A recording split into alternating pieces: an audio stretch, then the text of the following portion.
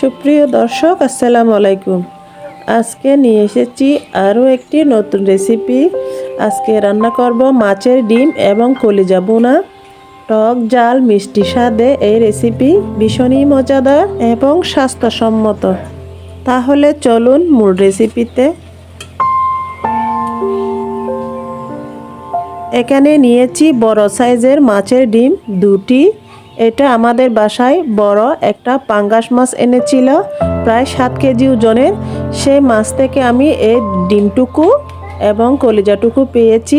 আজকে রান্না করব হচ্ছে ডিম এবং কলিজা, আর বাদ বাকি তেল যেগুলো আছে এগুলো আমি ফেলে দিব। তো এখানে কেটে নিয়েছি ডিম এবং কলিজা। তো প্রথমে কলিজাটাকে ধুয়ে নিব গরম পানি দিয়ে। তো একটা কড়াইতে আমি গরম পানি দিয়ে দিয়েছি।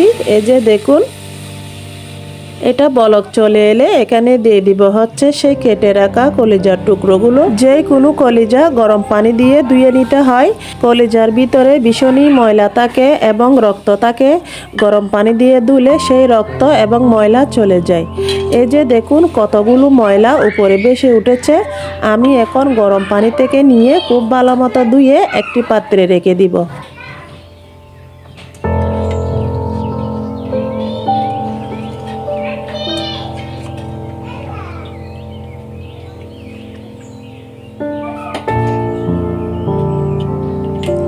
এখন রান্নার প্রসেসে চলে আসছি। একটি কড়াইতে পর্যাপ্ত পরিমাণে তেল দিয়ে দিচ্ছি।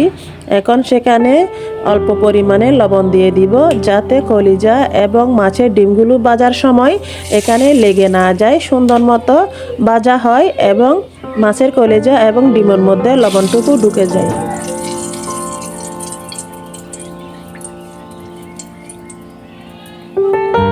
সুন্দরভাবে মিশিয়ে দিচ্ছি। লবণ দিলে হচ্ছে এখানে যে কোনো কিছু ভাজা যাবে আর কড়াইতে লেগে যাবে না, সেজন্য আপনারা চেষ্টা করবেন অবশ্যই লবণ দেওয়ার জন্য। লবণ দিলে কিন্তু কোনো কিছু ভাজার সময় সেটা কড়াইতে লেগে যায় না। এখন দিয়ে দিলাম সেই ধুয়ে রাখা কলিজার টুকরো এবং দিয়ে দিব হচ্ছে কেটে রাখা ডিম। কলিজা এবং ডিম কিছুক্ষণ নেড়ে চেড়ে ভেজে নিব। এটা ভেজে নিলে টেস্ট বেড়ে যায়, সেজন্য প্রথমে কলিজা এবং ডিম ভেজে নিতে হবে।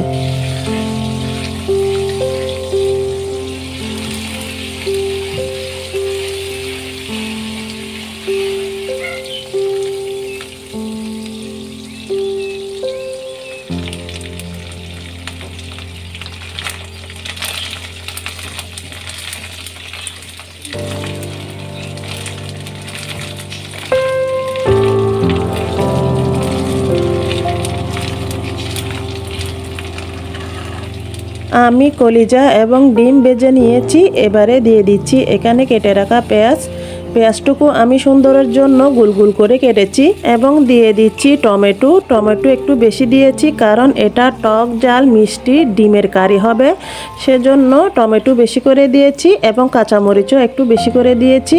ঝালের জন্য আপনারা চাইলে কম বেশি করে দিতে পারেন। তো এখানে দিয়ে দিচ্ছি এই যে পেঁয়াজের ফুল। এটা হচ্ছে শীতের সিজনে পাওয়া যায়। এটা দিলে মিষ্টি টক ঝাল একটা টেস্ট হবে, অবশ্যই দেওয়ার চেষ্টা করবেন। দিয়ে এখন আমি পরিমাণ মতো দিয়ে দিচ্ছি হলুদের গুঁড়া এবং ধনে এবং জিরার গুঁড়া একই সাথে মিক্স করা 1 চা চামচ। দিয়ে দিচ্ছি স্বাদ মতো লবণ।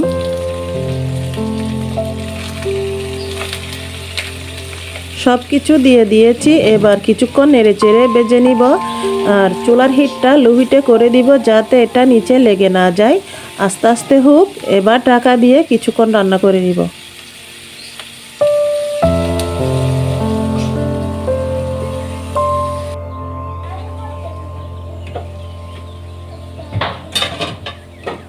কিছুক্ষণ পর ফিরে এলাম। এই যে দেখুন টমেটো গলে একটা জুসি ভাব চলে আসছে, মানে একটু রসালো হয়েছে, আর এখানে কোনো পানি দেওয়া লাগবে না। এই যে রসালো জুসি ভাবটাই হচ্ছে এটার আসল স্বাদ।